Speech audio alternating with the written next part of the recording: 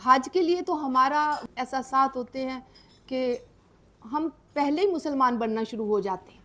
हज पे जाने का जब इरादा करते हैं तो हमारी फीलिंग्स ऐसी हो जाती हैं। लेकिन मैंने इनको देखा कि ये तो बेचारे बहुत मुश्किल में एयरपोर्ट तक पहुंचे हैं, बल्कि एयरपोर्ट पे पहुंच के भी तो इनको वहां भी कोई सुकून नहीं मिला, वहां भी इनको तसल्ली नहीं हुई। मेरे और मियाँ साहब के हज का हुआ था, तो मेरी बहू बैंक मैनेजर HBL में, तो मुझे तो इतना पता है कि फलां तारीख को हमने जाना है, कोई ऐसी मुश्किल ही नहीं थी। तो मुझे तो हुआ कि ये मुझे बता देते हज पे जाना, तो मैं इनको बहुत आला, हाँ, बहुत तो अच्छे, मैं बहुत अच्छे। भाई साहब को और भाभी को मैं साथ ले जाती हज पे। अल्हम्दुलिल्लाह फिर जब अगली मंजिल आई, इनकी होटल में पहुंचे, तो मैंने कहा हमारा एरिया जो था वह बथा कुरैश का था और रूहानिया मक्का हमारा होटल था। 904 हमारी बिल्डिंग थी। तो इनको तो होटल में भी बड़ी मुश्किल हुई।